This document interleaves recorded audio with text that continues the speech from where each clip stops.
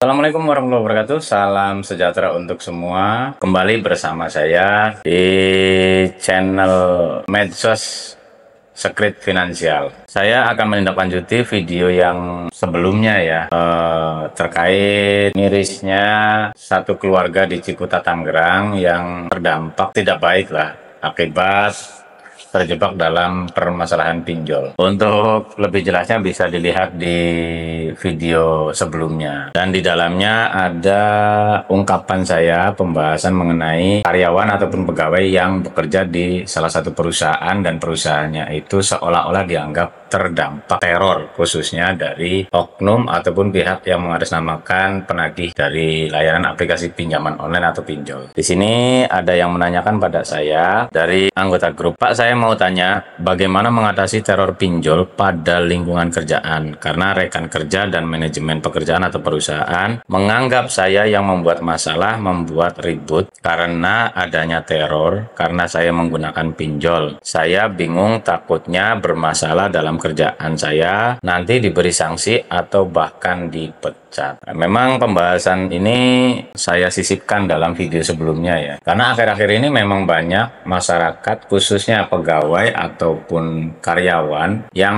menggunakan pinjol baik yang lama maupun yang baru itu cukup terdampak pada tempat kerjanya, perusahaan ataupun instansi. Ya, jadi gini, saya langsung ke poin permasalahannya. Kita coba tarik garis dari awal. Masyarakat yang bekerja di perusahaan maupun di instansi, tidak semuanya bekerja itu untuk tabungan. Karena banyak juga dari masyarakat yang sebagai karyawan ataupun sebagai pegawai itu mempunyai hutang, mempunyai tunggakan-tunggakan hutang, ataupun keperluan untuk kehidupan rumah tangganya yang atau keluarganya yang difasilitasi dari layanan pinjaman hutang, gitu kan. Sehingga menurut pemahaman saya begini, mereka sebagai karyawan maupun pegawai tidak ada masalah dengan perusahaan, mau karyawan ataupun pegawai itu punya hutang segede gunung gitu kan, selama bekerjanya itu bisa optimal. Itu poin utamanya bagi perusahaan. Hak-haknya karyawan mendapatkan perlindungan, mendapatkan kenyamanan, mendapatkan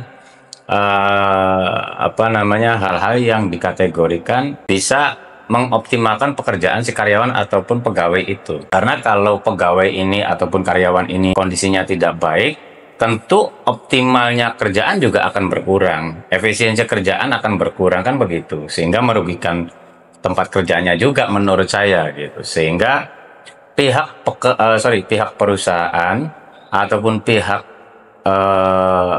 instansi yang mempekerjakan pegawainya itu mempunyai kewajiban untuk memberikan kenyamanan karyawannya, menguatkan kriteria dari kapasitas pekerjanya atau pegawainya supaya betul-betul bekerja secara optimal. Intinya seperti itu kalau menurut saya gitu. Karena optimalnya pegawai ataupun pekerja juga akan berpotensi baik buat perusahaan ataupun instansi, kan begitu tolak ukurnya gitu ya. Nah, mau karyawannya, pegawainya punya hutang segede gunung, bodoh amat gitu kan. Tidak ada kaitannya secara langsung dengan pihak tempat kerja. Itu inti utamanya. Tapi dalam permasalahan pinjol seringkali oknum penagih ataupun yang memberikan peringatan itu melakukan teror dengan seolah-olah mencari informasi terkait nasabah yang bekerja di tempat itu. Dan dianggap oleh pihak lingkaran perusahaan ataupun instansinya dianggapnya teror gitu kan, dianggapnya membuat keruh keadaan.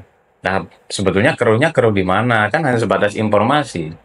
Yang sering terjadi adalah di mana masyarakat ataupun beberapa lingkungan itu menganggap bahwa pengguna pinjol seolah-olah memalukan.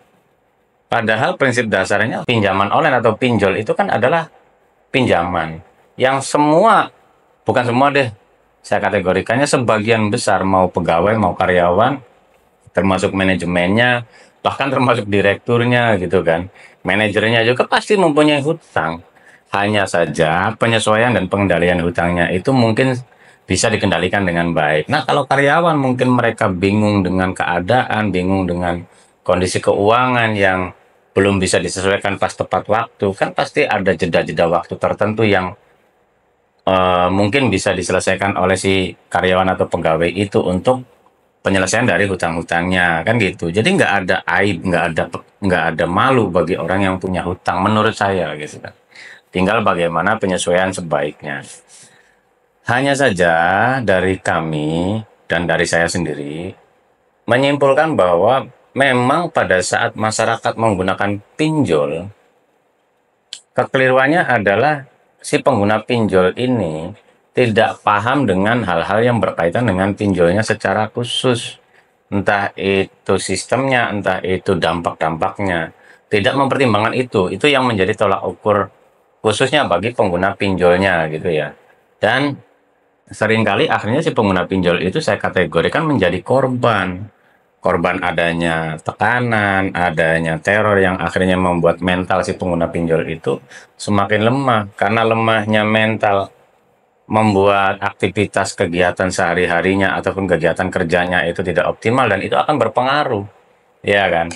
Dan akhirnya mungkin juga akan apa namanya, bahkan berpengaruh terhadap finansialnya atau ekonominya juga. Pada saat finansial dan ekonominya itu tidak bisa berjalan dengan baik, secara otomatis sangat mungkin kriteria penyelesaian sangkut paut hutangnya juga akan berdampak, kan begitu. Semakin keruh lah istilah kasar bahasanya. Dalam hal seperti ini, ya kewajibannya kembali lagi kepada lingkungannya, lingkarannya. Di mana baik lingkungan keluarga, lingkungan sekitarnya, dan terkhusus yang tadi saya sebut pada poin utamanya adalah tempat kerjaannya. Lingkaran tempat kerjanya itu ya harus bisa memberikan pemahaman ataupun pandangan yang bijak gitu kan. Mau ada pihak lain yang nelpon menanyakan mengenai tagihan hutang si nasabah yang ternyata ada di tempat kerjaan tersebut, ya tinggal disampaikan. Dan kalau misalkan merasa diresahkan, tinggal bikin keterangan pada pihak penelponnya atau pihak perusahaan yang menyuruh si penagih hutang itu agar tidak terus-terusan mengganggu aktivitas kegiatan perusahaan. Perusahaan mempunyai hak di situ. Kalau secara persuasif, secara sederhana tidak bisa diterima oleh pihak kreditur yang menyuruh penagih itu menghubungi pihak perusahaan ataupun lingkaran perusahaan, laporkanlah pada pihak yang berwenang. Tapi bukan melaporkan dari poin masalah hutangnya, karena pihak, mohon maaf, kepolisian juga tidak akan menerima. Yang bisa dilakukan oleh pihak lingkaran perusahaan melaporkan adanya tindakan tidak menyenangkan atau teror ataupun hal-hal yang mengganggu perusahaan ataupun lingkaran perusahaan, yaitu oknum yang menagih terus-menerus. Dari misalnya disebut namanya siapa yang menelponnya, nomor teleponnya berapa, dan atas nama perusahaan apa si penagih itu. Kan begitu tolak ukurnya. Sampaikan ke pihak berwenang atau mungkin bisa kita layangkan surat aduan terhadap pihak-pihak terkait seperti OJK atau pihak asosiasi dari fintechnya yang berkaitan. Itu yang akan menjadi tolak ukur di mana perusahaan atau tempat kerja memberikan rasa nyaman terhadap pihak karyawannya, bukan mengatasi masalah hutangnya, tapi balik lagi pada saat pekerja yang ada di lingkaran perusahaan tersebut bekerja dengan tenang, dengan nyaman, optimal kerjaannya, otomatis tempat kerja juga akan mendapatkan kriteria yang baik dari apa yang diterapkan oleh perusahaan tersebut, entah itu pabrik, entah itu kepegawaian, entah itu instansi, kan begitu. Kira-kira yang bisa saya sampaikan sederhananya seperti itu, agar masyarakat khususnya yang menggunakan pinjol dalam konteks dia itu tidak mampu menyelesaikan dengan baik dan berada di lingkaran pekerjaan yang dianggap seolah-olah meresahkan, mengkhawatirkan, menakutkan akan terjadi hal-hal yang tidak diinginkan. Mudah-mudahan penyampaian saya bisa diterima dan mudah-mudahan bisa bermanfaat buat masyarakat yang menggunakan pinjol, khususnya di lingkaran kerjaannya. Dan untuk tempat kerjanya atau perusahaan, instansi tempat kerjanya bisa menerima dengan baik, bisa memahami dari penyampaian kami. Kurang dan lebihnya mohon maaf. Itu saja. Wassalamualaikum warahmatullahi wabarakatuh. Salam.